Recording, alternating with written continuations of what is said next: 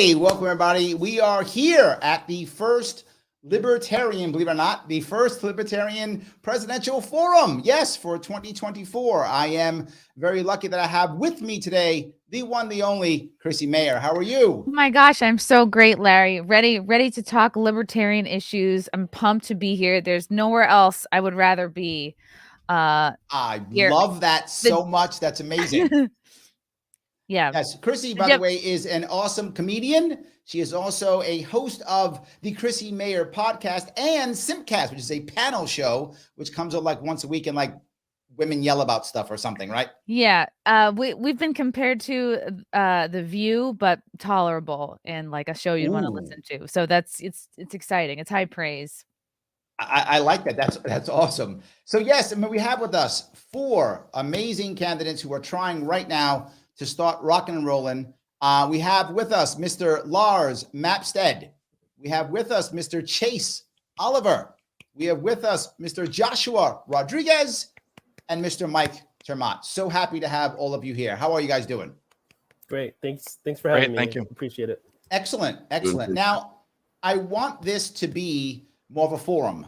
So we're going to ask a question to one of the candidates, have them answer the question, hopefully in about 90 seconds to 2 minutes, and then have the others also comment back and forth in chat. We will moderate the conversation. So this can be a forum, a back and forth that we can talk about here.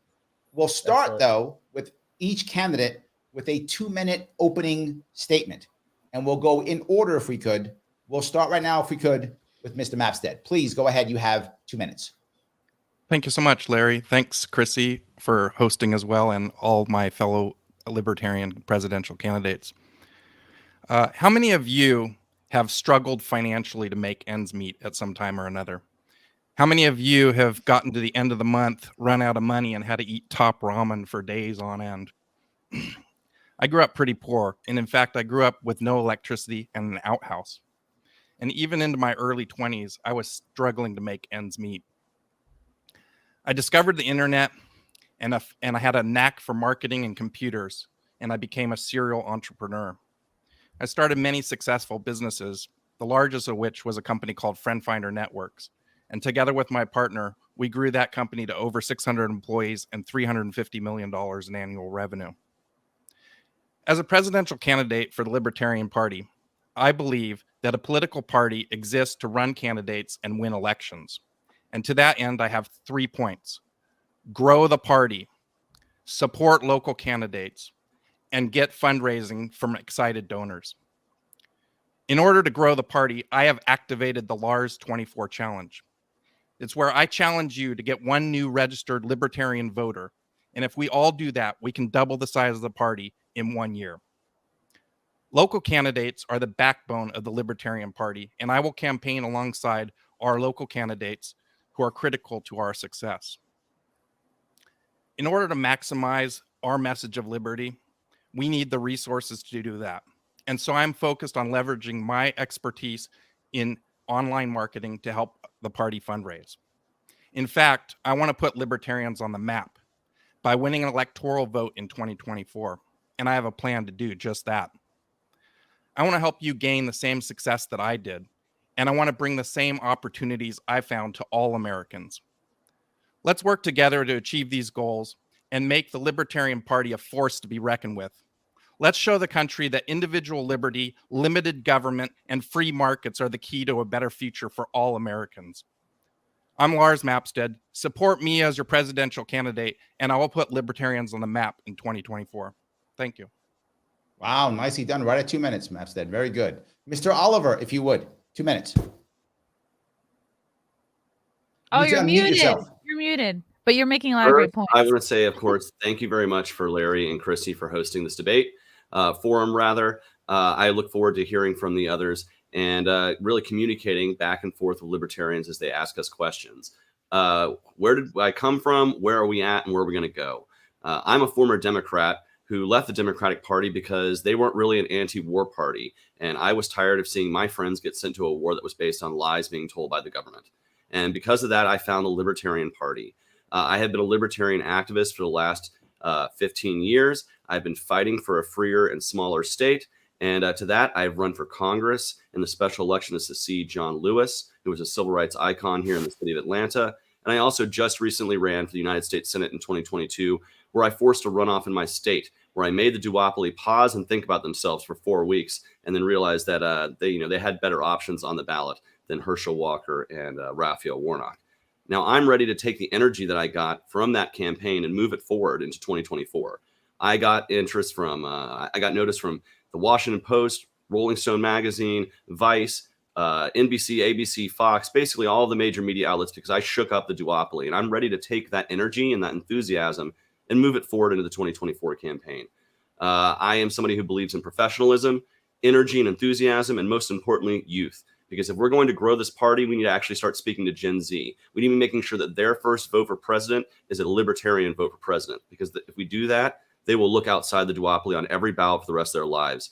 But if we get them stuck in this R&D, we have to win because our side is winning, or we don't want to fight the other side, we're going to lose a whole generation of voters. So I'm ready to get out there and speak to the youth of America. I'll be half the age of Joe Biden, or less actually, on election day. And so I look forward to finding a young voice and a new generation of liberty for all of us. Thank you. Great. Excellent. That was under 2 minutes. Nice. Mr. Rodriguez, please. Yep. Thanks for having me.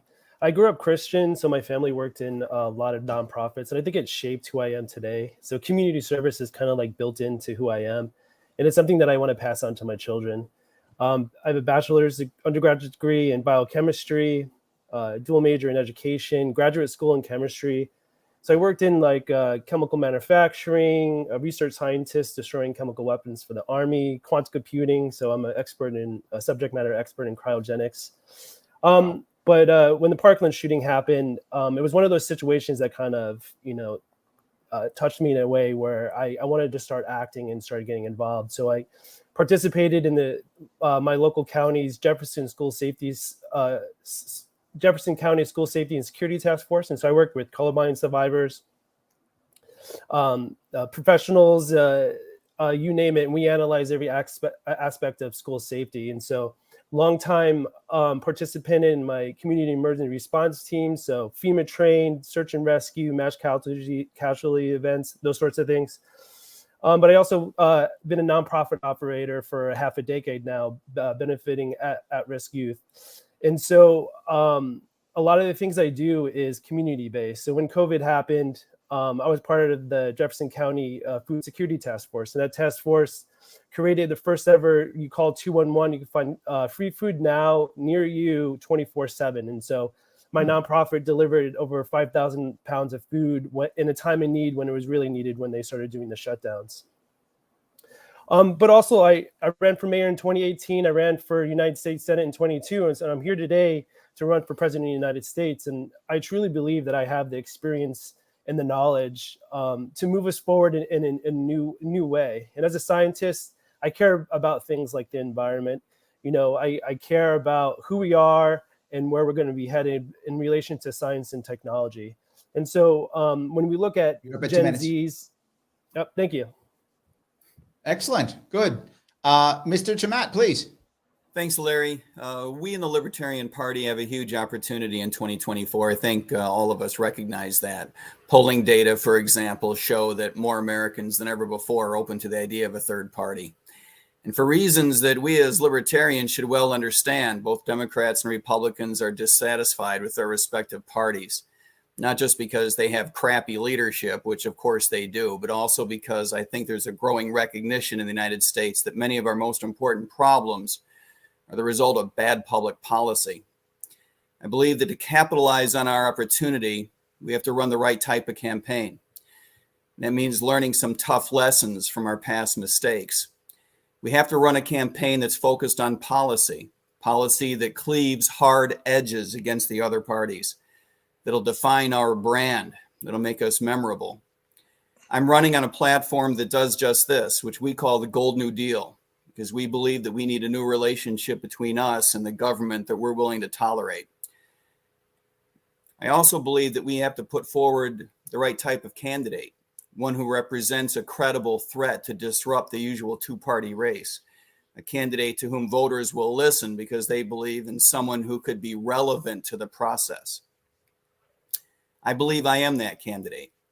My entire career has been spent in public service and public policy and entrepreneurship. I put forward a platform of the most transformative ideas, but I back those up with credible solutions that speak to the real problems that real Americans are facing. Thanks. Excellent. Under. You guys are good. I like this. You must have practiced. Very well done. So I do want to go to a question that I have that I think is very important. And many of you kind of touched on it. But I want to direct this to Mr. Oliver, if I could. And the rest of you could please also respond if you like. Do you have a different definition for winning in 2024? Besides just, obviously, I hope whichever one of you is the nominee, obviously, I hope that you become president. That'd be awesome. Reality of it is that's a struggle, but I hope it happens. Do you have, Mr. Oliver, another definition for winning besides actually just winning? Well, let's talk about what the role of a presidential candidate is beyond trying to win the White House. We are basically the chief brand officer for the party. We're the most visible person that people are going to see when they think about what is a libertarian. Often, today when you ask, are you a libertarian? People will say, you mean like Gary Johnson or like Joe Jorgensen or like other past presidential candidates? That's because we are the most visible people. We need to be somebody who was able to articulate a principled libertarian message, but also translate it into a language that the average voter can understand. I say it's translating the libertarian language into, something that resembles English, because, a lot of times we get stuck in our policy selves and we're not really communicating to the average voter in that way that they understand. So that's something I think we need to make sure that we're doing as a candidate. And if we want to talk about what other metrics of victory there are, I want to get out there and support local candidates, because there are a lot of winnable races across the country. And if I'm traveling across the country, it's those targeting winnable races that I want to make sure that I'm shining a spotlight onto. I want to make sure that I'm bringing as much press and media spotlight as I can to those folks who can win and who can really make a difference at the local level and in the state house level, because we have had those victories in the past and we can have more of those victories in the future. But it does require somebody who's running in 2024 to have the energy to travel. And I've already been to 11 states and counting. I will be in several more over the coming weeks. And I'm ready to speak to voters. And I think that's what we have to do. But do you have a definition? If you don't, it's okay. I see where you're going, what you want to achieve. Is there a definition? Do you say, well, if 8 people won, that becomes a win. If I get X percent, that becomes a win. Let's put the metrics down. Are we going to have increased party membership? Are we going to have increased positive brand awareness? And are we going to have increased libertarians winning across the country? That is a metric of victory in 2024 that I think any candidate should be looking for. Okay. Mr. Rodriguez, what do you think about that? Yeah, I found it interesting when Hillary and Trump are running for president, right? We look at the state of Utah. That actually went to a third-party candidate. They won the whole entire state. So when you look at places like Georgia and New York, it's definitely very possible to win. But like what Chase was saying, we can't do it alone. And so we can all go in this moving forward and support each other as a libertarian candidate and capture Gen Z votes and those sorts of things. But we really need to start building the team, right? So connecting with each and every state level libertarian organization and really promoting each other in a different type of way. I think a good definition would just be someone that wins and is action oriented. Oftentimes we can see here and talk about a lot of things, but action and getting the task done is most important. Mr. Maat, tell me, how do you feel about that? I feel not too bad about that, but not too good about that either. The answer to the question is we have to make a presidential debate that's nationally televised. I think that's absolutely critical. To do that, we'll have to get a certain amount of success in early polls. That means spending money in a certain way, bold, loud, and early, namely. We need the poll numbers to get up to get into those early debates. We don't know what those are going to look like at this point. To be honest, at this point, we don't even know whether debates will be held, but I think that someone will step up to the plate and organize those.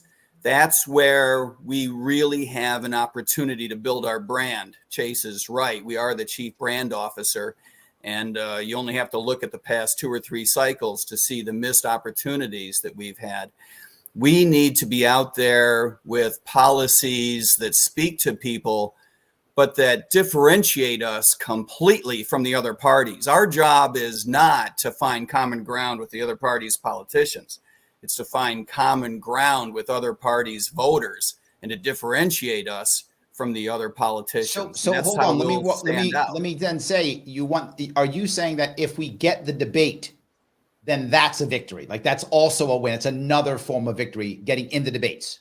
Absolutely. And it'll catapult us into greater types of victory, including, I think, what Lars is about to talk about is this terrific idea that I think we all share of getting us literally on the map. Speaking of that, he just brought it up there. Lars. Yeah. Mr. Mapstead. What a Get setup. us on the map. Thanks for teeing that up for me. Yeah.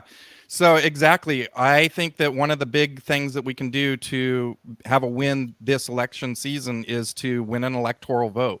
And I have done a lot of studying on which states are prime opportunities for us to push. And I looked at Nebraska and I looked at Maine because both those split up their electoral vote. Right. And as a marketer, you know, I look how you can spend the most money you have for the greatest bang for the buck kind of a thing. And so what I've discovered is there's a few states that have around 600,000 voters representing an electoral vote, and that being Nebraska and Maine and a couple other ones actually too. And then I kind of looked at what libertarians had done in those states, how they had fared. And so I've kind of come up with the 2nd Congressional District of Maine as a primary target, unless somebody comes up with, you know, a better plan. But most of the people live in a few cities there. And so we can really target our financial resources at touching those people over and over again with our message. And hopefully we can, you know, push them over the edge and win an electoral vote in 2024. And then additionally, I think some other metrics that would be, you know, good is kind of what I talked about in my opening statement, which is we need fundraising. We need the resources to carry our message. If we're not fundraising, we're not carrying the message to anybody, right? And do you have a dollar amount in your head, Lars, that you think is the minimum that someone should be raising? Do you have a feeling? Well, you know, I'd love to put that mark at $5 million because that's sort of the high mark that we had before, and I'd like to see us try to achieve that or even go over that amount of money, right? And I think it's possible. We just need to get our message out there better, and we need to have a good team of people, which I'm putting together to help really push social media to get our message out as far as we can. You know, I'm a kind of an expert in social. Lars, let me push on to Chase. Professor Chase had his hand up. Mr. Oliver, go ahead, please. Yeah, so 2 quick points I wanted to make. Talking about getting into the debates, we actually have a very rare opportunity as libertarians in this next election because the RNC has left the Commission on Presidential Debates. So we as libertarians really need to be going to the Republicans and saying, let's pressure the Democrat to get off that stage as well. And let's join you on stage with the League of Women Voters. And let's have a real debate. And if the Democrats want to come on board, they can do that. And I think we can apply that pressure and actually reach out and try to break down the Commission on Presidential Debates. Chase, you were in the debates last time and you knocked it out of the park. Did you see, what value did you see from that? Well, you know, debates absolutely give you the name value. You know, my name recognition shot up instantly once I debated Senator Warnock. And it does feel really good for us to get on stage and actually challenge the duopoly on stage face to face. I wish it had been face to face, but my Republican opponent was too cowardly to get on stage with a Libertarian. I think he was scared to talk policy. But, you know, I was ready, willing, and able to get on a debate stage with a duopoly. And I think that is something we should aspire to, because if we can do that, the Libertarian Party is really going to break through. It's what broke Ross Perot through in 1992. And we can have those same kind of successes. Joshua, I'm sorry, Mr. Rodriguez, they've been talking about raising money. I mean, do you think that's you haven't really brought that up in yours. Do you think that's a big deal or no? No, not really. I think you have the power of social media, and young people are so in tune to what's going on in the world today. It's fairly easy to reach them this day and age.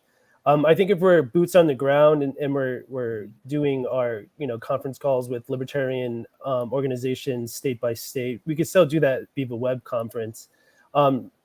You're still going to need a war chest to go state to state, and then each candidate's going to have like their own special opinion on what state they want to visit and what community events they're going to organize. And so that does have a certain level of fundraising. And I think most libertarian candidates will have a war chest of around $3 million. And so a $5 million war chest would just be great. it would give that candidate the full amount of leverage to go to state by state and meet with constituents. So, Mr. Mapstead, you're the one who talked about doing social media. Is Joshua right here? Is social media good? Yeah, social media is excellent, but in order to amplify your voice on social media, ad spend is critical. I've spent literally probably more than $100 million on ad spend in my life. So it's, you know, it was my career for a long time. I know how to amplify a message and really get it out there. And so, yeah, I would use that money to basically get our message out to as many people as possible. And part of that is using that money to recruit new members to the Libertarian Party and grow our party, because our party is kind of stagnant at the moment. And we really need to, like, you know, get the ball out there. And that's why I've activated this Lars 24 challenge. It's really not a hard ask to get people to get one new registered Libertarian voter if they're already a registered Libertarian voter. And if we do that simple task, we can double the size of the party. I think we should combine both Lars's idea and Joshua's, because the gears are turning for me. I'm picturing like a league of Libertarian TikTokers that go viral, and then we can have like the best of both worlds. I'm just, you know, I am thinking of dance moves as we speak. So I love it. So Chrissy, why don't you take over and why don't you ask your question? Thank you guys for that. It was 10 minutes. We spent a good time on that. Chrissy, go ahead and take your next question. Should I direct it to anyone in particular, or just, well, everyone's going to answer it. So how about to Mr. Rodriguez? I gave my last to Mr. Oliver. Go to Mr. Rodriguez. Okay, Mr. Rodriguez. Yeah, a lot of you have been saying really fantastic points. As someone kind of from the outside, I think party awareness is probably the biggest issue. I'm amazed at how many people I talk to who still like don't even know what it means to be a libertarian. And then you ask them a few questions and talk to them about how they felt about the lockdowns, and you're like, oh, obviously this person's a libertarian. So I almost feel like, God, everyone should just work together until we can get enough notoriety that someone can actually, you know, really run and have a chance. I guess my question would be, I feel like from the outside, libertarians have a real issue with trying to connect to the average person. Because even right now, I'm looking in the chat, people are going, oh, you know, when I hear the phrase libertarianism, I think of liberals. And so I just feel like so many people are need to just know what it means to be a libertarian, that it's okay to kind of like identify as one. And, you know, we're working up against such, you know, decades of the duopoly and, of course, their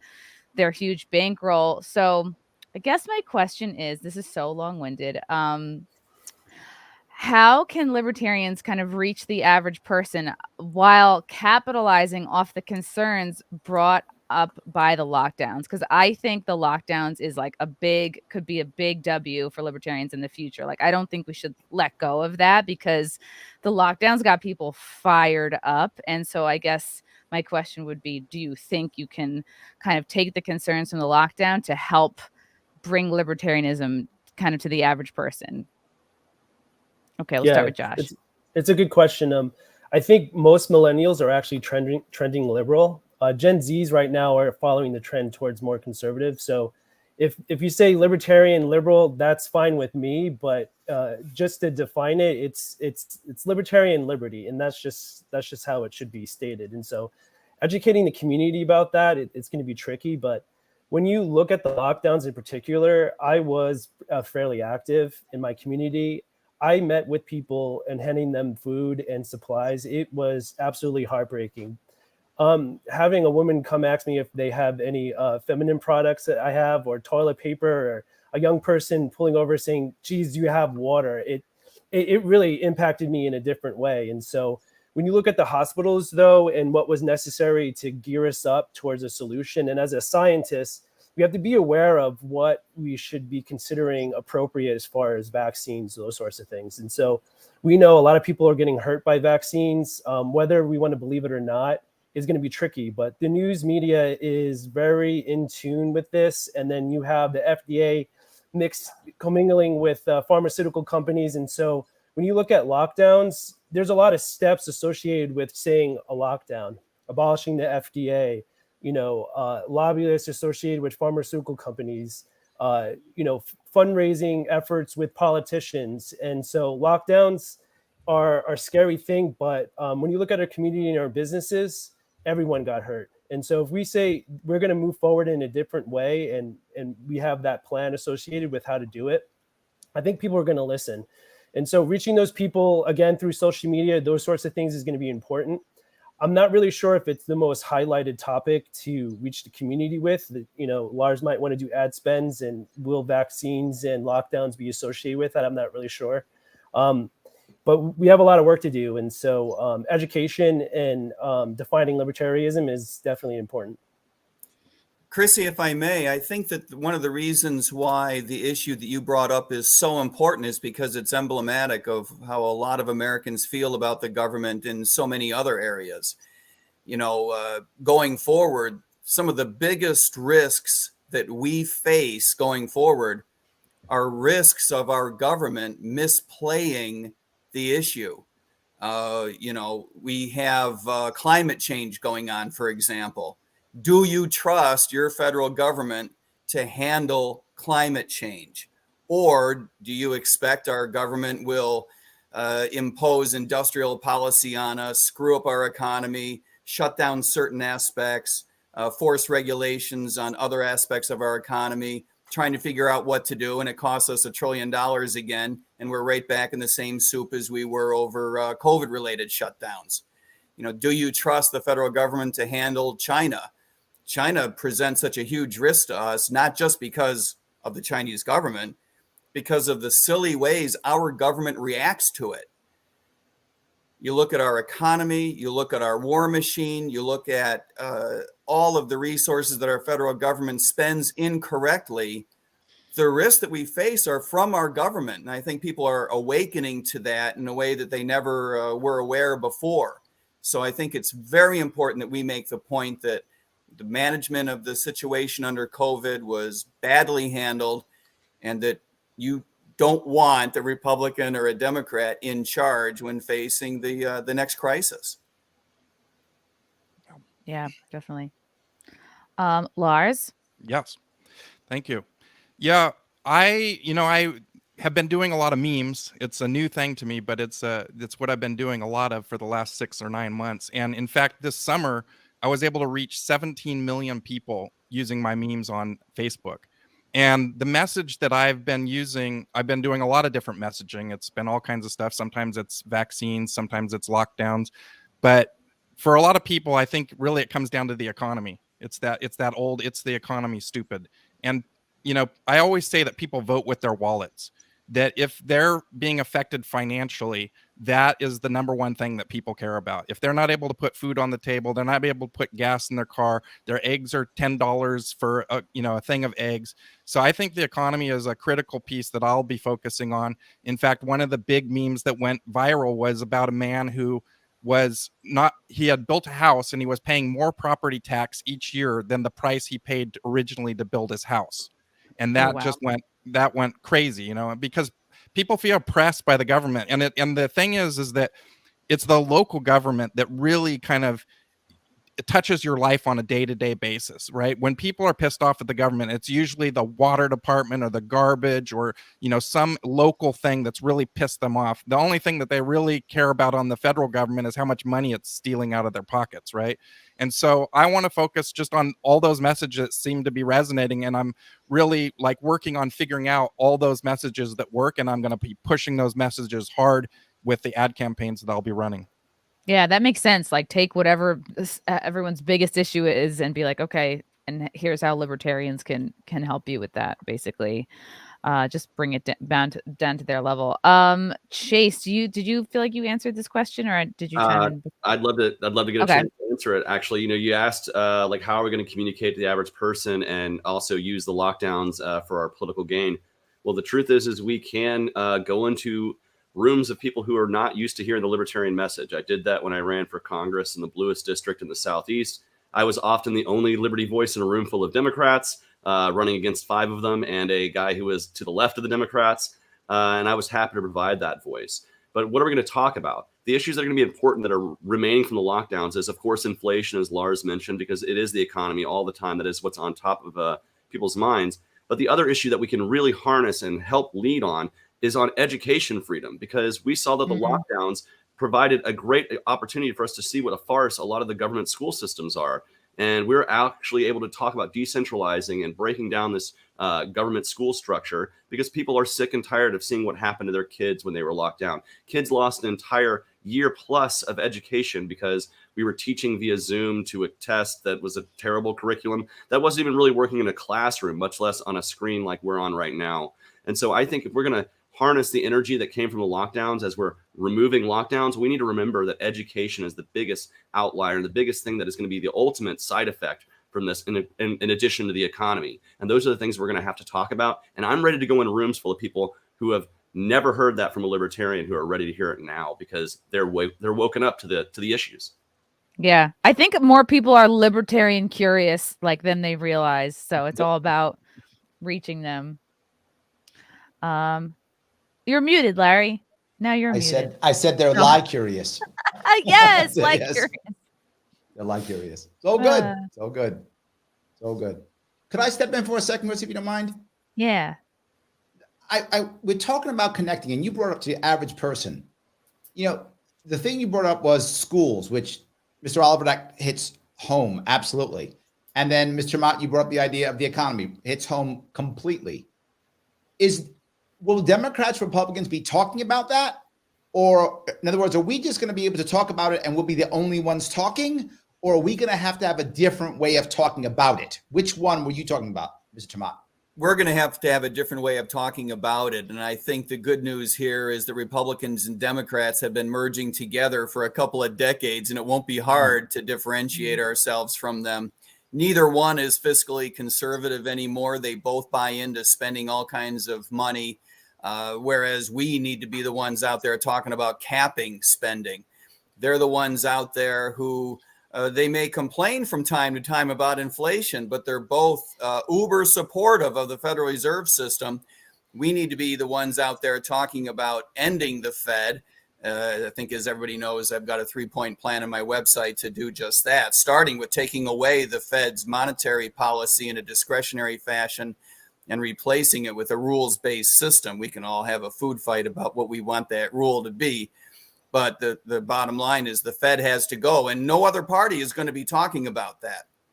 No other party is. By the way, guys, if I could 1 second, if anyone's watching, all the websites are in the description. If you want to head to any of the candidates' websites, they're in the description. Please go check them out. I'm sorry. So let me push that off. If I could to Mr. Oliver. You talked about schools. Are we going to be the only ones talking about school choice? I mean, Republicans talk about it all the time, or do we have a different way of talking about it? Well, we can be more bold and principled when we talk about it, and we can actually walk the walk instead of just talking the talk. Here in Georgia, actually, last year, we had a school choice bill that was up, and the Speaker of the House actually, he blocked it. He pigeonholed it because he was upset that Corey DeAngelis sent out some flyers encouraging some of the maybe weaker supporting Republicans to get in line with their platform of education choice. And because of that, he got offended and decided to pigeonhole the bill. And instead, his educational priority was banning trans students from playing in high school sports, of which they had not identified one student who actually did that. So it was a solution looking for a problem, which is often what government does. And so if we're going to be talking about education, we need to be separating ourselves from the Republicans by saying when we actually get in office, we're not just going to talk about it. We're actually going to do it, just like we do with Democrats on immigration reform or on criminal justice reform. We have to be bold enough to say these people have promised these things to you for generations. They have lied to you. We are actually here to be bold and actually fight the good fight and stand up for a principled position. That's how we can differentiate. I get it. I want to give Mr. Mapstead and Mr. Rodriquez a part to step in if either one of them want to. Go ahead. Yep. Yeah, I'll jump in there. So, yeah, the message that we have to get across is I've been doing these memes on Facebook and I've been targeting the Republicans, and I've taken a page off of Spike Cohen's playbook, sort of, so to speak. And I've been calling these people out because essentially the duopoly, they're just talking heads. They say whatever they need to say in order to get elected. And oftentimes it's half truths, it's a behind the scenes stuff. And so as an example, Biden has been constantly talking about how he's got unemployment to record lows, and that, America is just super happy with the economy because everything's going great right now under his watch. Right. And literally you can go to the Fed and you can look at the numbers that they have for the labor force, the people in the labor force, the people that are actually in it. And we're at 40-year lows. right? That does not speak to me of a country that is, firing on all cylinders and, really doing well. We need to get everybody working again. We need to get people off of the social system and get the productivity of America back up, because when the productivity of America is up, everybody gets lifted up. When everyone is working, everyone gets lifted up, because it just lifts the GDP of America, and all of us are better off. And so we need to provide. So I got to cut you off. We're going way long on this one. Mr. Rodriguez, do you want to say anything on this, or should I move to the next question? I'll be really quick. This is a very contentious topic for communities. We talked a lot about like where does the issues really lie. It's with our towns and cities and counties, and so I would relate this to equivalent to talking about abortion or safe injection sites. That's how contentious it is in our communities. And so when you look at taking a kid and putting them into a different system, an alternative public education system, really that's a dollar sign being removed from that standard public school. And so you're really talking about county schools suing charter schools for millions of dollars, even going as far as sending lawyers to appeal decisions. And so what's happening right now, they know they're going to lose, but they're trying to slow that process of school choice. And so there's big fights over school buses. We have regional transportation districts in our communities where politicians are actually taking fast transit bus routes so kids can't go to public charter schools. And so when we talk about these issues, there's a lot of change that needs to happen. Great, guys. We're a little bit long on that, so I'm going to cut the next one short by a little bit. This question goes directly to Mr. Maat, and I'm going to steal Lars's $5 million. In this case, I just stole his money. Mr. Maat, you have won the nomination. You raised $5 million. How do you spend it? You spend it fast and loud. You spend it in a way that differentiates yourself from everybody else.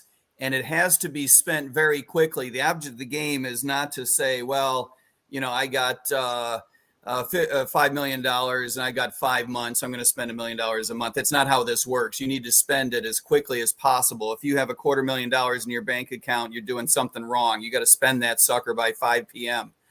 The point is to get a snowball effect. Money makes money. So you need to be out there differentiating and branding. And to the point that we've been discussing, pushing on social media, of course, the two have to work hand in hand, right? But it has to be spent quickly, and it has to be very, very loud. As I mentioned before, the name of the game is to build our brand, not only for the objective of raising more money and getting higher in the polls and getting into the debates. There's that snowball. But also because we are responsible for building the brand for the benefit of the down ballot candidates. In the past, our presidential nominees have not done everything they could to help local candidates in terms of differentiating us from the other parties. That's very important. Okay, Lars, you were the $5 million, Mr. Mapstead. Please tell us, how do you spend the $5 million? Yeah, I agree actually with Mike on this one. We got to spend the money as quickly as possible. The thing is that the more you spend, the more you have ability to raise even more funds, right? So like he said, it's a snowball thing. And that's a metric that is talked about, on TV, on the talking heads, is like this candidate raised $12 million. This candidate, that's a metric of success that the media wants to see. So the more that the Libertarian Party can raise, the more of a force we are to be reckoned with. And so that is like one of my number one goals, is just to raise as much money as we possibly can so that we are viable. Look, we're going to be working for not only this election, but future elections, right? Mm-hmm. If we can win this electoral vote, if we can raise a lot of money, we can help out the next generation of people coming after us to win. My whole presidential campaign on is building our party so that we can have success for more people down the road. Mr. Oliver, what do you think about that? What are you going to do with your $5 million when you win? Well, I agree with a lot of what they're saying. First off, the main spending that you're going to be doing is to increase brand awareness of the candidate and the party, because that is how you grow the structure and the framework for the future. And you're right. Spend it fast, spend it wisely, spend it with accountability. First off, we are libertarians. We do preach the message of fiscal responsibility. So we're going to want to make sure that whatever we're doing it pretty transparently and openly and not just shifting money around. Like that's one of the first things we want to do. We want to be responsible with our money. But with that money, we want to make sure that we're using, like I said, every dollar to increase our brand awareness, and especially with Gen Z. We need to be going on college campuses and speaking to students right here, right now, who are sick and tired of seeing that their student loans are going to basically strap them down so they'll never have a mortgage, much less a home for their entire life. We need to be talking to these young people about what the job prospects are going to look like for the future if we can get government out of the way of the free market and actually explode the amount of prosperity and jobs we can create. What can we do with a balanced budget? Because the last time we had it in this country, we had broad growth of the middle class and prosperity. Those two things are not unrelated, but we need to be going out and speaking that message loud and clear. And like I said, really targeting it towards the next generation of voters. Gen Z at this time are voting in higher numbers than my generation millennials did at this same time, Wow. higher than Gen X did. Wow. So we need to be going for it right now to this next generation. We cannot afford to lose them. Great. Mr. Rodriguez, what do you do with your Yeah, 5 thank million you. when you get it? Yeah, I'm gonna be visiting college campuses, setting up forums, working with those community organizations. But I also want to do those smaller community meetings where people are really talking about the issues, like how to solve gun violence in their community. Really trying to understand the issues. As we get ready for President of the United States, I need to be prepared and make sure that I understand how to approach things and state by state, community by community. I think one of the bigger things we need to realize is, yeah, Gen Zs are voting in higher numbers, and so we have to make sure that we're getting those kids, those young people ready. We have a huge deficit, trillions and trillions of dollars. And so we need to start reaching them in a different way. We know that they don't want war. We know they care about the environment. We know what we have to do. And so we really have to teach, libertarianism, how to define that and start really going hard with brand awareness. There we go. So anyone else want to touch this $5 million piece, or can we move on? I'm gonna buy a hot tub with my $5 million. I like I'm going that. to your house. Big enough we're to all fit hanging out with all you, the that's it. candidates. Yeah, that's how That's it. we'll make. And you're going to all- have to do a podcast from it, Chrissy. It's going to be the Of Chrissy, course, what, I don't know, yeah. the Tubcast? I don't know It'll what be we're a going to call it. Tubcast. Yeah, Libertarians. I don't know. We'll think of Ooh, something. Libertarians. So good. Mhm. We're all going to become Super chat. Yeah. Libertarians. That may be I off love it. brand. We gotta brand it. Hey. Yeah, that's good. So I'm glad we cut that one short because we went low on the last one. Christy, you want to pick up the next question if you would? Yes. Okay. This will be. I guess I'll start with Lars, who hasn't answered a question first yet. You can go to Mr. Mapstead if you want, sure. Okay. In the wake of Memphis and other high-profile police abuse cases, what should be our recommended policy response? Do you feel like maybe this isn't that big of a problem, and is it kind of been, overblown by inflammatory media, as far as, police brutality and shooting and kind of all of that goes? Yeah, it's no, I think it's a serious problem across America that the policing has kind of gotten out of control. There's obviously good police officers, but there's also a lot of bad police officers and people in power that shouldn't be there. And I think that it's a real libertarian message, right? It's the authoritarian state oppressing the individual, right? And it's clear that the police in some areas are much more oppressive than other areas, and so it's definitely something that we have to look at. Obviously, ending qualified immunity, all the libertarian talking points that we have, ending the war on drugs would make a huge move to getting rid of the police state. A vast majority of the police state is just enforcing drug laws, which are just abysmal, and they serve no purpose. We've been doing a war against drugs for 50 years, and there's more people doing drugs today than there ever has been before. It's just completely failed. Prohibition doesn't work. It doesn't work on people. It doesn't work on guns. It doesn't work on drugs. We need to just end prohibition altogether, and that will get rid of a lot of the police state problems that we have right now. Chrissy, if I may, the problem that we face is actually, in my view, bigger than merely the war on drugs. And the war on drugs is an insanely counterproductive policy, so don't misread me. Anytime you create black markets, you cause havoc, both in terms of crime and health in this case. But as a recently retired police officer after 11 years on the streets, I can tell you that we have a police culture problem. we are going in the right direction. I saw progress even in the relatively brief 11 years that I served, but we have a problem nonetheless.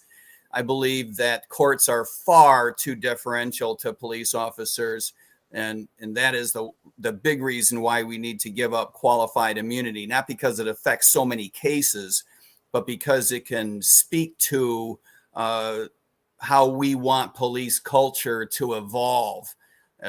Changing police culture is going to take a long time. It's going to require a lot of patience, but there are things that we can do right away to accelerate that process. And I believe that replacing qualified immunity with requirements that police officers be bonded by private sector liability insurance is a big step in the right direction. If police officers feel the pinch in terms of their premium rates, it'll be an extra incentive to keep Leo in place. I think that we need to make police much more like other businesses in the United States, including other high liability industries like surgeons, for example. Surgeons don't have qualified immunity where we say, well, if I made a mistake, suck it up. I didn't mean to. That's not how it works. Doctors are required to get liability insurance to stay in business. Malpractice insurance is what they call it. We need a form of malpractice insurance in police work as well. Yeah, Okay. I'd love to jump in there on that because I agree with you that police need liability insurance. What you do when you have liability insurance is you remove the possibility of a bad cop being moved from place to place. Eventually, he's going to be priced out of the industry because if he does bad work, he's going to get priced out by the insurance industry. So yes, absolutely, that will get bad cops off the streets in addition to unqualified immunity, 100%. And there is still major law enforcement issues going on in this country. Look no further than the city of Atlanta, where they are looking to tear down tons of green space to build a giant compound to teach militarized police tactics to be able to suppress the people when they're looking to protest. I was actually tear gassed by the Atlanta Police Department in the summer of 2020 for going out and protesting against for justice reform, rather. And while they were corralling and tear gassing the peaceful protesters, there were looters destroying our city. And that's really where law enforcement should have been putting their focus during that time instead of going after the peaceful people who just wanted to hold law enforcement accountable. I am going to be somebody who loud and clear will stand up for people like what we've seen in Memphis is just tragic. It was basically a group thug killing. It was like a street gang beating somebody to death in the streets. And just because they have a badge on their chest and they say they're sworn to protect the citizens does not escape them from that responsibility. They should be held liable. And we should be shouting that loud and clear. And you're right. We should be changing the culture in this country from just deferring and courts from just deferring to what the police say, because now we're seeing videos all over the country that actually refute what the police say. And if that's happening now, how many times has that happened in the past that before these cameras were everywhere? Joshua? Yeah, I'll jump in. I would just like to start out by saying those who are watching, public safety is absolutely important. And so when we look at police alternatives, one of my goals is to abolish the municipal police department. A mayor should never have full control over a police department. And so one of the alternatives might be is creating a police agency at the state level. Let them control police. Police are only there to investigate. They're not there to stop crimes. They only show up to them. And so your best defense is your Second Amendment right to bear arms. That's your responsibility to do that. We can't just rely on law enforcement. And so when we think about changes in our community, it's really about abolishing the police department. Agreed. I'm just Well, there we okay. go. Okay, I think I have a follow-up mini question, and anybody can answer this. I live in Westchester, and I'm in New York City like at least once a week. And the last time I checked in on some of my cop friends, like I got the sense, especially after the summer of love, that many of them are kind of like afraid to do their jobs, and they don't want to look a certain way. Everyone's got a camera. Do you guys think that what you're proposing in lieu of the qualified immunity? Do you think that will help with that issue or that sort of like trepidation that some of these officers have? Over time, Chrissy, but it's going to take a while. Right now, police officers are very leery of the idea of giving up qualified immunity. But if given time, they will come to understand that making their business more like other industries means that the good ones will make more money, the bad ones will be rooted out, the mediocre will make less money. and it'll be good for everyone. As far as concentrating power at the state level, I could not disagree more. I don't want police controlled all at the state level. It has to be as decentralized as possible. What we find is that when a police department goes bad, sometimes it has to be replaced lock, stock, and barrel. We need more competition for who provides those police services at the most granular level possible. I shudder to think what would happen if the state in which I live had a bad state police department and they ran the entire state, and now I got to find a way to replace them. That makes the hair stand up on the back of my neck. I'd love to say this. You know, we're talking about individual officers and trepidation about doing their job.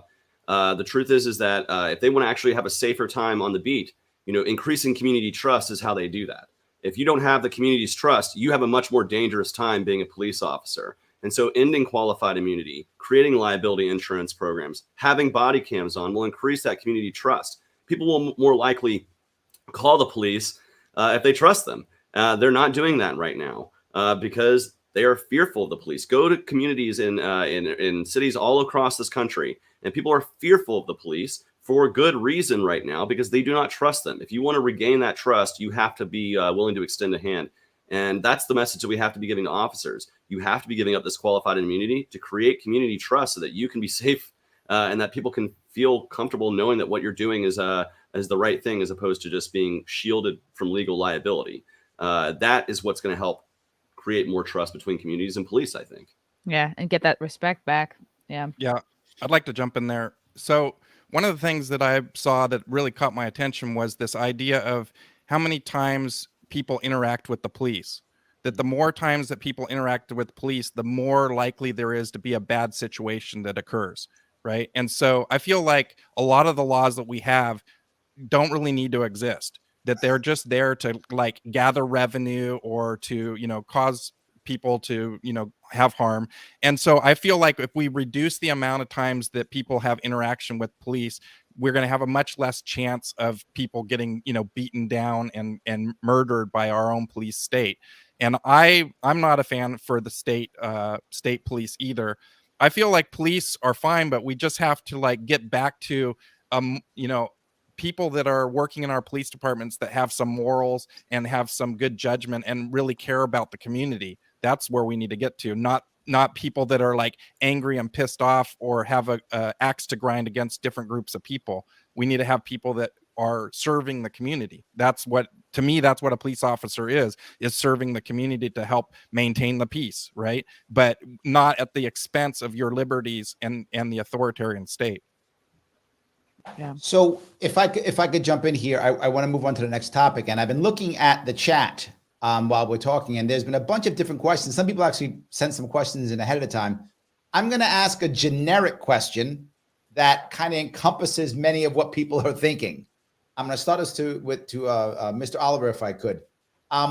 You know, and we all know here that there has been a lot of infighting in the Libertarian Party recently, a lot. And generally speaking, whoever's going to get the nomination is going to have to probably somehow unite all the liberty movement together to get behind them to move forward and have some impact, or maybe not. Mr. Oliver, how would you handle that? Uniting people, or would you say we don't have to unite them? It's not required. Well, I want to be frank and say that I will not intend to be the candidate of one caucus or another caucus. I think that we need to be a candidate for the entire party. That means broadly representing the interests of the entire party. I don't think we can afford to leave activism on the table. We have to be coming together to fight the state, and I'm ready to do that. I've been traveling across the country, and I have not been asking caucus affiliations of the people I've been speaking to. It just so happens that I've been speaking to, and my message has been resonating with people all across the spectrum. I think that's what any 2024 candidate is going to have to be doing, is not displaying one party wing interest or another. In fact, the further I can stay away from the infighting within this party as a candidate for president, I think that's the better for us, because our job is not to contribute to the infighting. Our job is to provide a better way forward, a better path forward, a message that is broadly positive, and you don't get that with infighting. So I can disagree with individual members on certain things or one thing or the other, or I can say, oh, the vice chair of whatever. That doesn't really matter to the average voter. The average voter does not know who is in charge of the LNC. They don't know who's in charge of the state affiliates. They just know who the candidates are. The candidates are who pushes the messaging. And I think if we're going to put a unifying message out there, that's something that can really go forward. But I don't want to see us infighting. I think that we've wasted far too much time, far too much energy over who controls the inner workings of a party that most people don't understand what it is. So if we're going to be fighting for votes and for voters, we don't have time to be fighting with other libertarians. We have to be fighting the Republican and Democratic message and breaking through the two-party static. And that's what I want to do. And that's what I hope everybody here will be doing. Larry, if I may, please. That's not the answer to the question. The answer to the question is, how are you going to unify the party? And the answer is that you have to understand what the various interests in this party are. There are many people in this party on the right and on the left who have been disappointed with the way campaigns have been run in the past. Let that sink in. This is not unimportant, right? We cannot run away from the idea that people feel differently throughout our party. This is why the team that I have put together represents all of the party. We have people on our team, both in terms of paid people and team advisors who are on the Mises caucus. We have people who are not in the Mises caucus. The one thing that we do not put up with on our team is people who are anti-Mises or anti-un-Mises, right? I participate, in fact, this past weekend, I had fantastic conversations with the boards of the other caucuses as well. I'm a big believer in the classical liberal caucus and the radical caucus as well. They've had very, very thoughtful conversations about a big issue that's been going on in our party, the Rage Against the War Machine program that's going to be held in Washington on Sunday. I encourage libertarians within driving distance to be there. My campaign is a sponsor, and there have been issues that have come up about that organization. We've been fighting about that even, Mike. We've been fighting about that too. Yeah, we've been fighting about that. But, we wound up in a better place than we were a couple weeks ago. And now I think everyone should be fairly confident that we're going to have a great event and that the vast majority of speakers, if not everyone, there's no guarantees, right? But the vast majority of speakers are going to be on point and agreeing with us and our anti-war message. So I'm very, very excited about that. And I plan to be there myself. So I don't think that we're going to solve these problems by putting our head in the sand. We need to recognize that we need to run campaigns that listen to all the pieces of the party and that react to those and that represent the interests of everyone in our Libertarian Party. Okay. Mr. Mapstead, do you want to touch this? Yeah, absolutely. So I think we already have two parties that fight left and right all the time. And I think that the Libertarian Party doesn't have time to fight the left and right agenda. That's not what I'm here for. I'm here to fight the state.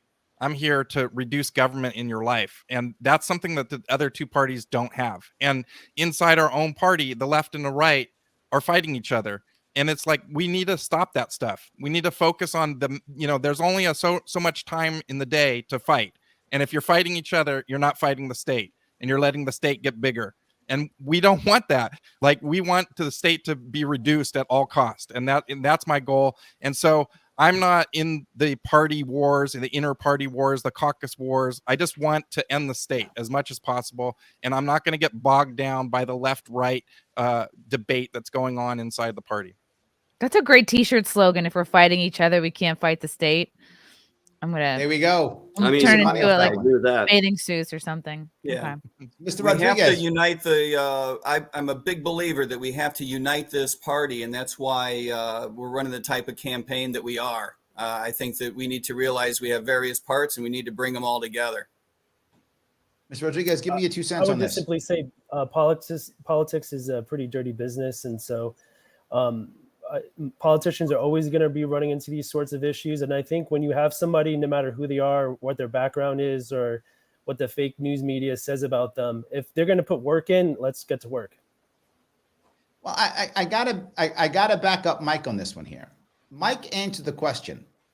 I feel like the other three didn't really answer it. I feel like you guys just said we shouldn't, let's not, we shouldn't, let's not.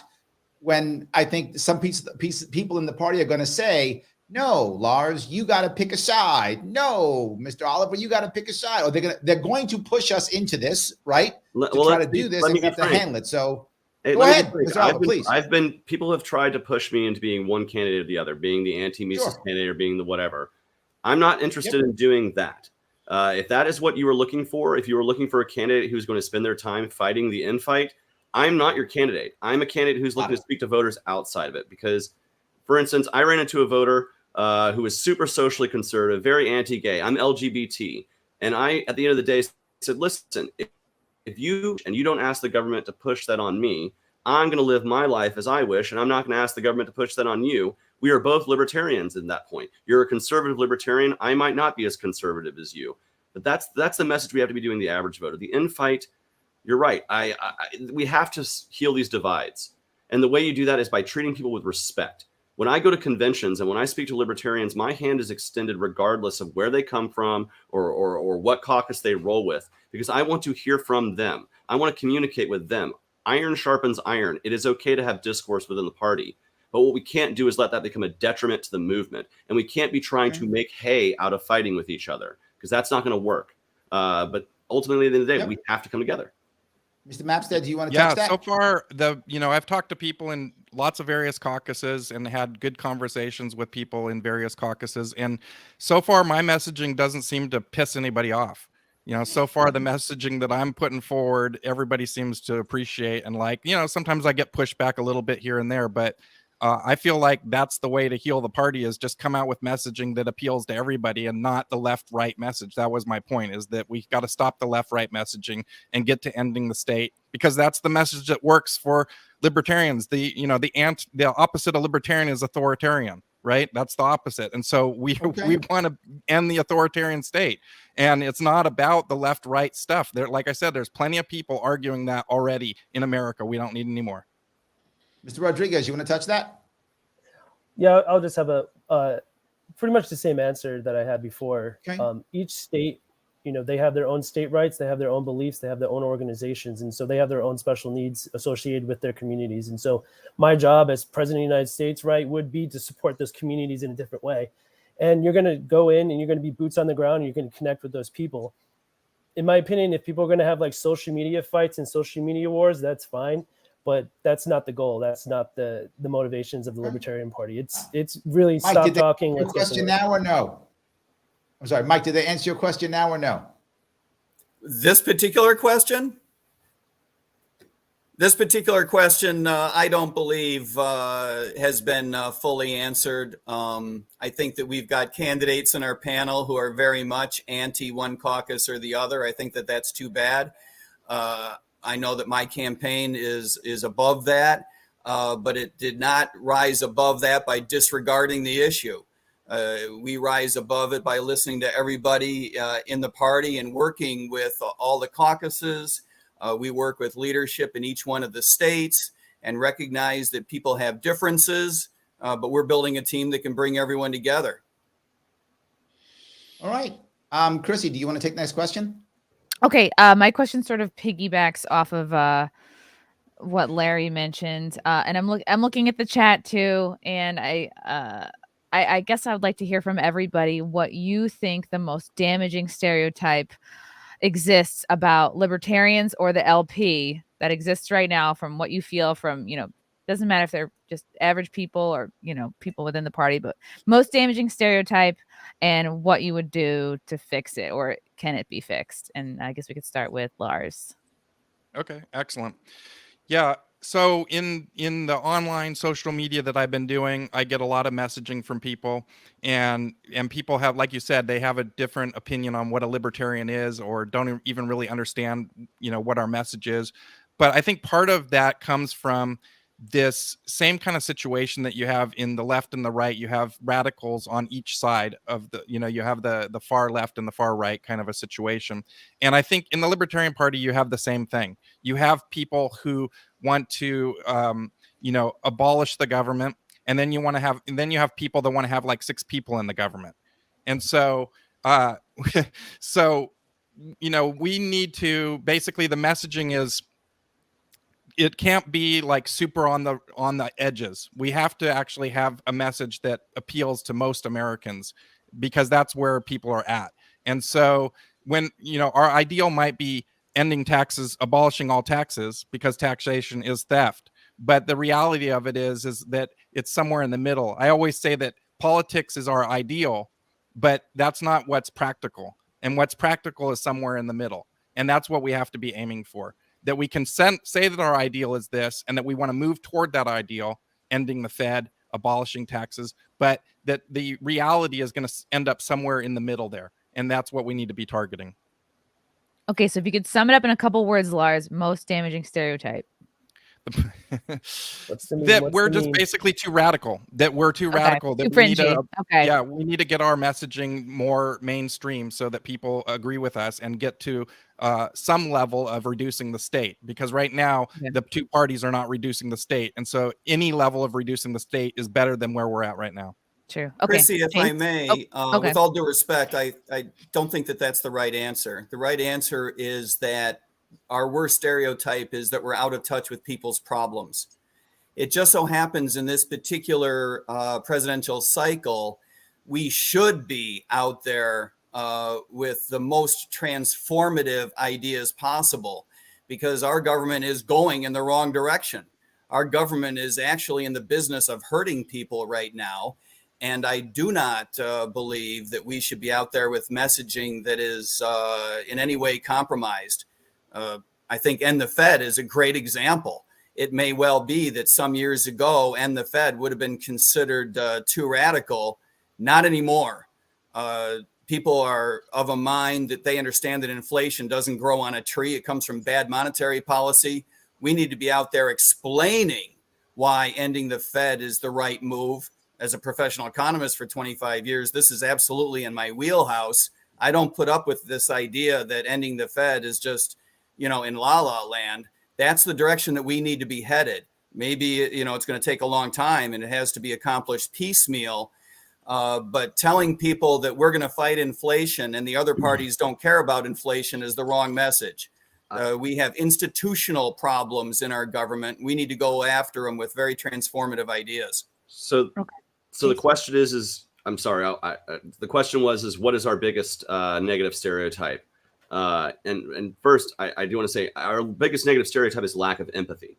It's the fact that people feel like we are too individualistic and that we don't care about other people who don't look like us, who worship like us, who sound like us. That's our biggest issue, is that people view libertarianism as some sort of individualistic, isolationist thing, when it's actually about providing liberty to each and every person, which actually is community, which is freedom, which is a kind of a communal thing. It allows people's individual trillions of individual decisions to make decisions and not government. That is what liberty is. So it's a lack of empathy, I think, is our biggest negative stereotype, in addition to the fact that some think we're Republicans who smoke weed, or we're Democrats who like guns. We're neither of those things. And as far as the Fed, messaging is important. The average American doesn't understand what the Fed is. We can say in the Fed, the average American is going to ignore what that is because they don't know what it is, and they don't have time in a 60-second soundbite to understand it. We can educate people, and that is a very important part of the party. But at this level, we need to be talking about things that they understand. Balancing the budget and combating inflation is using the language that fights central banking, but maybe in a way that the average voter understands. We all understand in the Fed because we're libertarians.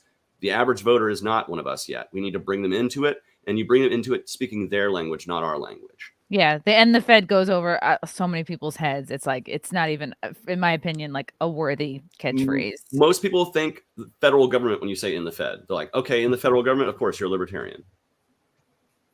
Okay, Joshua? I think being out there saying we want to fight inflation ties us up with Republicans and Democrats. I wouldn't bother saying it.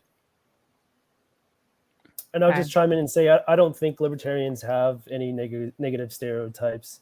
When we look at really?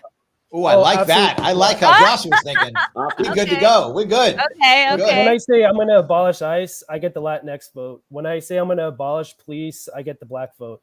And so when we start looking at police alternatives and the war on drugs and getting rid of the DEA, those sorts of things are coming up right now. in Congress, right? Abolishing the FBI. You know, Republicans were scared of that. I saw tweets being deleted all the time, but that's a real reality for us right now. And so there's no negative stereotype for libertarians at this point in time. People want smaller government, and that's just how it is. There we go. Nice, Cool. Nice set of questions, Chrissy. That's amazing. I'm looking in the chat, and I have one I want to bring up, which is going to seem odd for some of you. But if I could, I want to direct this, if I could, to Mr. Chamath, to start with you. At what point should government be involved in education and or healthcare? Like many libertarians at the top go out totally. But looking at where we are now at this point, government is super involved in healthcare, super involved in education.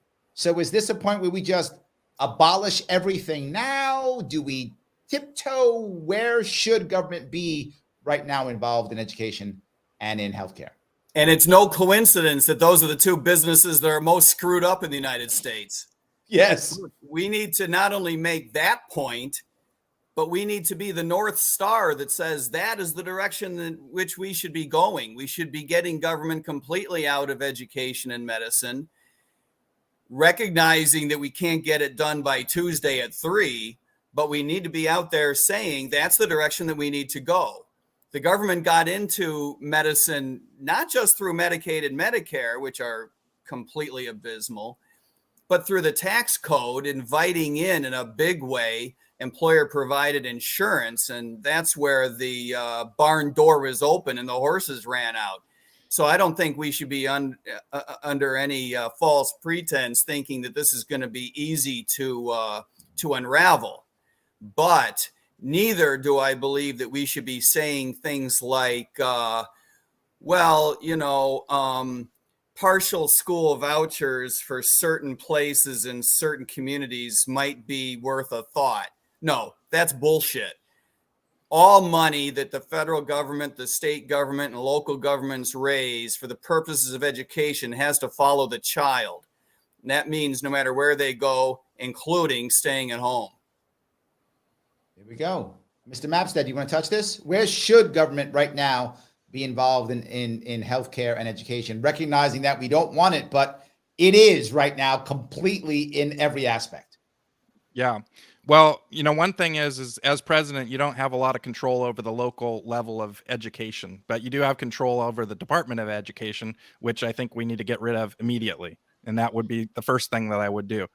As far as healthcare, it's, I have a lot of veteran friends who have fought in wars and fought overseas and have come home with debilitating problems. And to me, that's a place where the government should be helping people out. And the VA is atrocious and it doesn't do a good job. So I would be in favor of giving people choice in all aspects, in their aspects of education or in healthcare, that we need to basically have a bifocal system where that you have a choice to extract yourself from the federal government, extract yourself from the system that there is. And basically a little bit like Mike said, is the money should follow you. That you should be able to take that money and make the choices that you want to make. And part of that is that opens up the free market. When you have money and you're voting with your dollars, which education you want to provide for your child or which healthcare you want to have, that really makes the system work, because then they're competing against each other to provide you with the best care. When you have a system that is a monopoly granted by the government, you don't get anything. If you want to reduce services and raise the cost, just get government involved and you have that answer. And so, it's just, we also have this crony capitalism with healthcare where we have the government in bed with the insurance companies and mandating that, you have to have this insurance and you have to have it by this date. I mean, it just is mind-boggling, the systems that the government has built up. And we just need to free the people. We need to get government out of the people's lives and let them do what's best for them.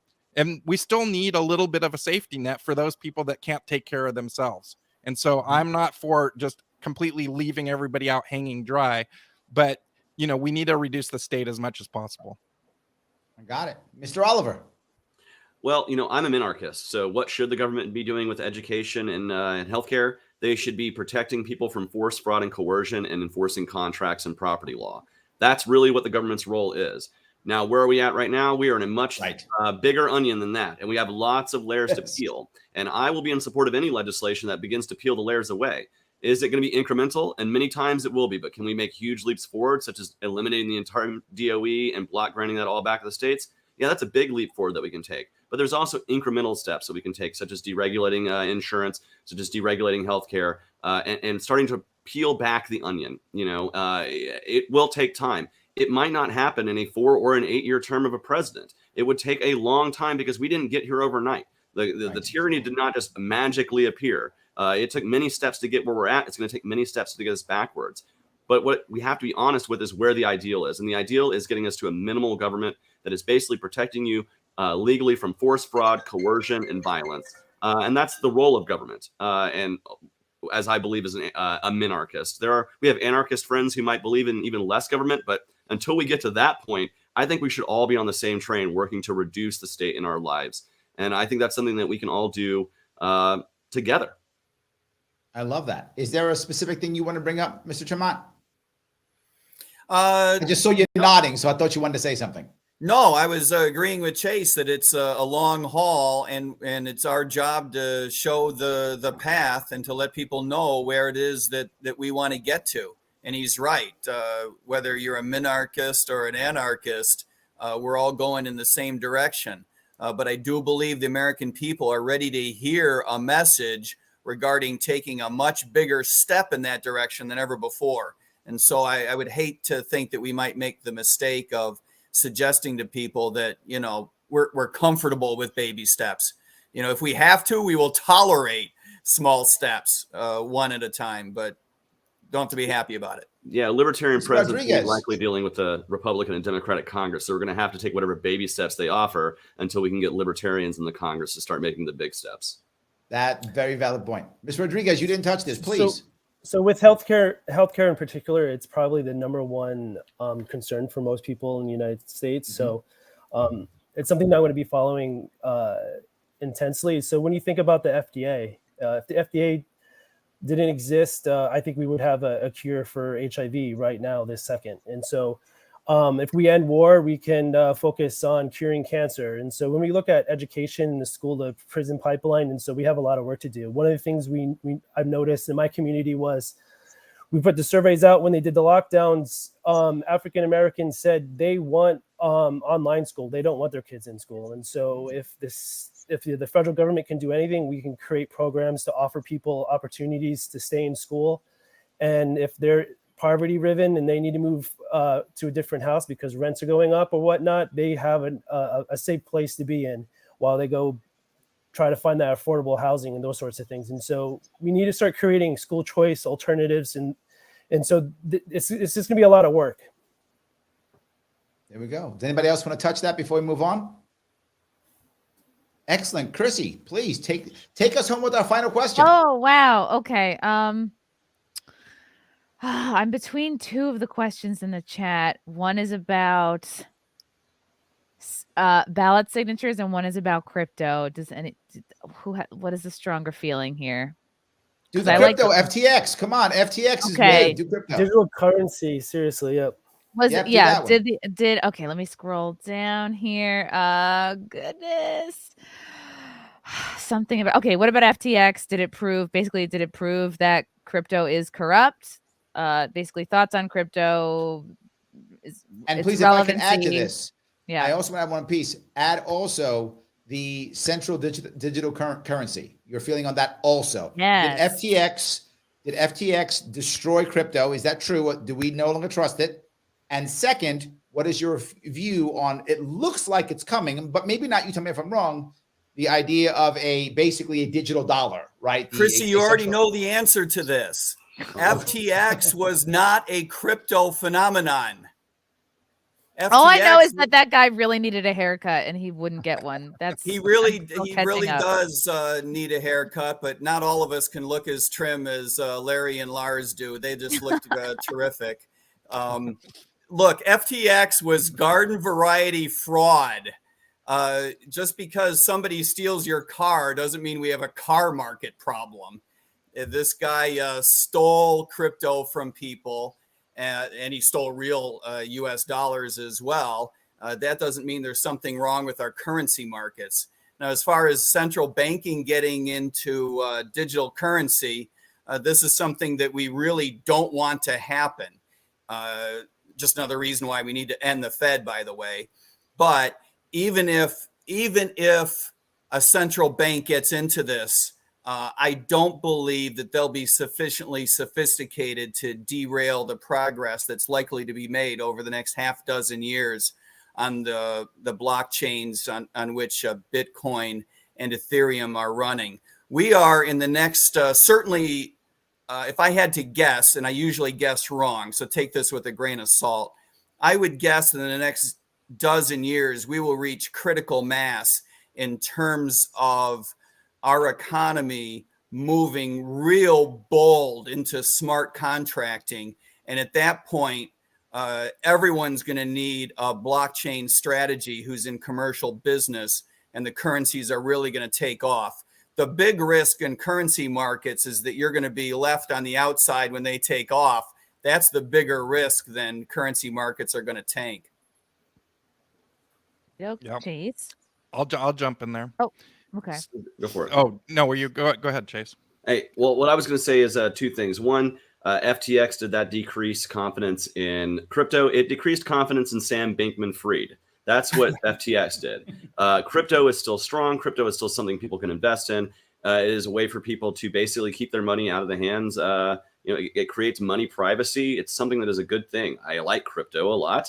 What I want to say, though, is as far as a central bank digital currency, that's something we need to oppose 100%. That is something we need to be, if that is getting ready to be installed, that's something we need to be marching in the streets against, because that will have a major effect on the crypto market. It will have a major effect on money markets.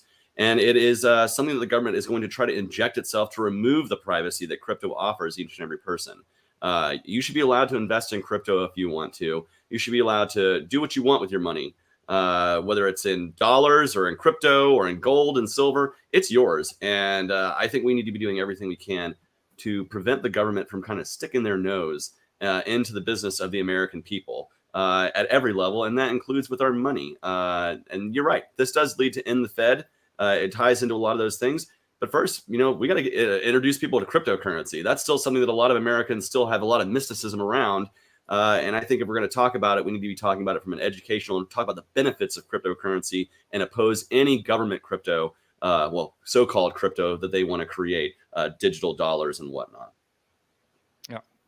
All right. Now I'll jump in there. Yes, sir. So the central bank digital currency, I am 100% opposed to. This is the biggest authoritarian grab that we're going to see in our entire lifetimes. The ending of cash, the ending of the ability to transact semi-autonomously and anonymously with your fellows is going to disappear with this. And this is coming very quickly. This is going to be 5 years out. This is not something that's like a long way out. And what happens is the government literally is going to know every transaction that you do with every person. And they can then limit your ability to transact with other people by simply turning on and off switches inside the computer. And we do not need government with that type of authority over our lives. That is just disgusting. Crypto is in a weird spot right now because the federal government is cracking down heavily on the crypto markets, and they are writing more and more laws to rein this in. And this, to me, is the one thing that could free us. This is the thing that gets rid of the Fed, the ability to have decentralized currency that we can transact anonymously with each other with our own free will. That's what we need. We don't need this centralized stuff. And this is the way out. So I am a full backer of cryptocurrency. I think that whether it's a solution that's there right now or one that comes up, we're going to need it. And the other thing is that China's already launched their digital currency, and Great Britain is moving quickly to launch their digital currency. So this is happening all around. And I think in the end, this is going to basically be the one world currency. And it's going to be how they basically control all of us. So I am 100% against this digital currency as a central bank digital currency. It's disgusting to me. Here we go. Yeah, I think the FTX operator just went viral, right? So he started a company, went viral, didn't know how to handle the money or the finances, and just ruined the whole thing. And I think it really took a big hit on crypto as a whole. People just don't have a trust in crypto anymore. As far as digital currency, I know that government's operating quantum computers. I know they're building algorithms to search through every single bank account now, regardless of if there's digital currency. But I'm a big component of privacy and encryption. And so this is another talking point for libertarians to go around and preach to people, hey, you hire a libertarian, you're going to get encryption, you're going to get privacy back. The digital dollar could work, but it needs to be encrypted. The government shouldn't be meddling in your private finances anyway. They're already taking money out of your paychecks. And so if they're looking for drug money, well, guess what? Libertarians are going to abolish the DEA. We're going to end the war on drugs. And so those things are not the government's concern. And so it's just another reason to hire a libertarian for president of the United States. Here we go, hiring libertarians. Well, guys, I want to say these questions have been amazing. Before I go, we're going to go on to closing statements. But before we do that, let me do a little bit of housekeeping if I could. For those of you who like what you saw and like what you're about to see in our final wrap up, please click that like button. It does matter for all of us. Do that. Yes, we're in social media. It does matter. Click the like button. If you haven't clicked the like button, something is physically wrong with you. This was an awesome, but I haven't done it. It's already awesome. So click that like button. It does matter. If you happen to be watching this on Twitter, please retweet this right now. Just hit retweet. Let people know what's happening so people can see this and look at this. It does matter. If you are new to libertarians, because you came here because it looked cool, because you saw some good-looking people, that's awesome, then support the people who sponsor this show and who sponsor this. It's the Advocates for Self-Government, the Advocates for Self-Government, theadvocates.org. Head on over there, check their surveys out. They do surveys. All the questions we talked about, all the surveys are there. Check those surveys out. They're all free. Take one of the surveys, share the results. It supports what we're doing now. It supports the Advocates for Self-Government. It's a nonprofit. It's totally free, and it supports this channel. So please do that if you can. The last thing I want to realize is support the people who showed up today. Go check them out on Twitter. Right there, Libertarian Lars, Chase for Liberty, Joshua, is it Jared? And Termat Mike, right? Any of those, please check them out.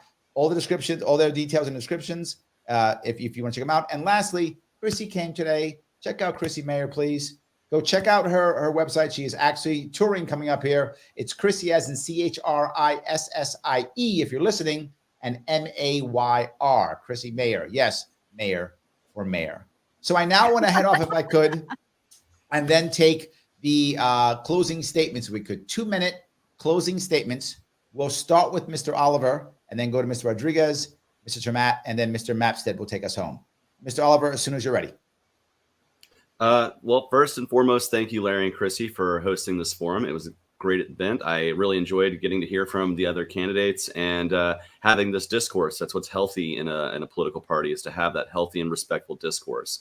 My name is Chase Oliver. My website is votechaseoliver.com. I encourage you to check it out and see my policy positions, as well as my full State of the Union response that I prepared to combat Biden's BS and lies that he threw out.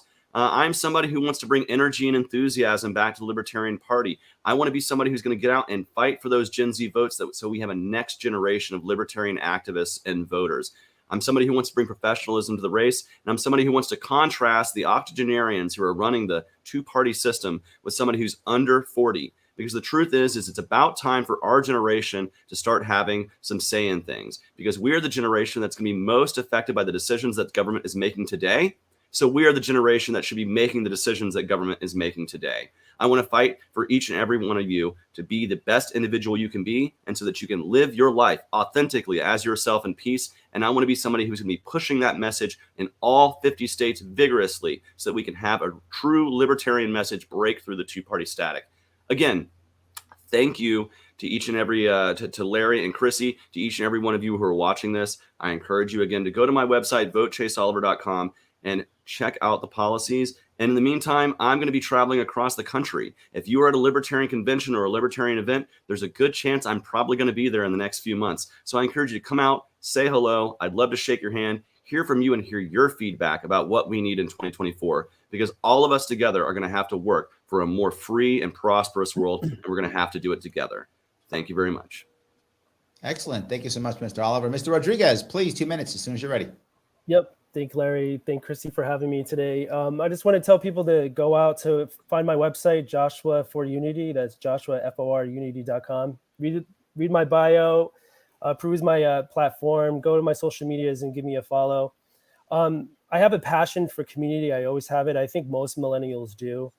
I've been active in my community for a long time. And so I have experience with social issues, housing, healthcare. And as a scientist, I'm preparing myself for the next generation of workforce. And I know in our communities, we have a lot of young people that don't really take interest in the trades. And now we're having a lack of a workforce being able to build us affordable housing, those sorts of issues. When you look at what the future holds for us, we have a population of young people that are dying by suicide. One of the highest rates of youth gun violence in our communities that is just a sheer epidemic. We have entry rates for college kids at the lowest rates. College graduation rates are the lowest. High school graduation rates are the lowest. So we do have a lot of issues. I've been boots on the ground for a very long time. I've been knocking on doors, campaigning for local candidates. So I know what it takes. I've been going to those community meetings and I've been listening. And so I have a vision to move us forward. And I'd be if elected president of the United States, I would be the youngest president in United States history. And so I'm representing the millennial generation, and I want to move us forward in a new way and a new vision. Excellent. Thank you, Mr. Rodriguez. I appreciate it. Mr. Maat, as soon as you're ready, please go ahead. Thanks, Larry. Thanks, Chrissy. Look, my campaign does represent a stark departure from what has represented us in the Libertarian Party in the past. This campaign has the credibility to interest voters who are used to tuning out because our candidates have been irrelevant. This campaign is built on a platform of the most transformative ideas. Check it out at goldnewdeal.org. And I personally have the background to back up those transformative ideas with real world, realistic solutions. We've already begun building the team that's going to make executing on this plan possible, because we believe in 2024, we have more than just an opportunity. We have an obligation as libertarians. We believe that this is an obligation because the US government is not going in the right direction. This is a government that hurts people. This government hurts people who are frankly ripped off by government spending, taxation, inflation. This government hurts people who are trapped in intergenerational poverty, robbed of opportunity, even robbed of aspiration by bad public school systems, bad housing policy, bad welfare programs. This government hurts people also who are undermined by the world's most oppressive criminal justice system, operating in concert with an insanely counterproductive war on drugs. And this government hurts people who are robbed by a war machine that steals our resources, too often steals our very lives. And to be honest, robs us even of our dignity in the sense that this war machine fails to adhere to our most basic values of peace and the pursuit of prosperity. For these reasons, I believe we have an obligation to put our best foot forward to the American people. I believe my campaign represents our best opportunity to do that. And as for the people of Kentucky, put your seatbelt on because I'm coming for you. I'll see you Saturday. Wow, right at 2 minutes. Well done, Mr. Maat. Appreciate that. Yes. Great. Mr. Mapstead, please take us home. All right. Thanks, Larry. Thanks, Chrissy, and the other candidates that we have here today. It's been a really great little forum here. I would just want to reiterate the things that I talked about earlier, which is that I want to grow the party by activating the Lars 24 challenge. I want to help with fundraising, and I want to support our local candidates. Those are three important things to me. The other things that I didn't get a chance to talk about in here is that I look at three different reforms that I really want to push, and that's economic reform, tax reform, and voting reform. Those are three important things. And I'm a big proponent of the fair tax. We didn't get to talk about that, but I want to change the tax system. I want to get the tax system away from this forced system where the government is authoritarian and can put you in jail for messing up on your tax forms. I want to make it super simple. I want everybody to understand that it's how it works and that it's fair for everybody so that we don't have people pissed off. Everybody's pissed off at the tax system, and I want to change that. The voting system is completely broken. Everyone's pissed off at the voting system. It doesn't matter if you're left or right. Your people are pissed off. Some people think it's stolen. Some people think people are suppressed, and it's both. the libertarians get their ballot access taken away. There's awful gerrymandering. There's a lot of things that need to be cleaned up and fixed in the voting system. And finally, I am a big proponent of term limits and ranked choice voting. I think those are two huge things that could change the landscape for everybody and make the whole system work better for all Americans. I want to make the system work for all Americans, not just a few individuals, not the rich and the corporations, but everybody. And in order to do that, we have to level the playing field and create opportunities for everyone. Again, I'm Lars Mapstead, and support me as your presidential candidate, and I'll put libertarians on the map winning an electoral vote in 2024. Nicely done. Guys, I want to say thank you so much for coming today. Everyone, thank you so much for watching. I hope it was entertaining. I hope it was interesting. And we will be doing more of these in the future. Everyone, have a great night. I will see you all very soon.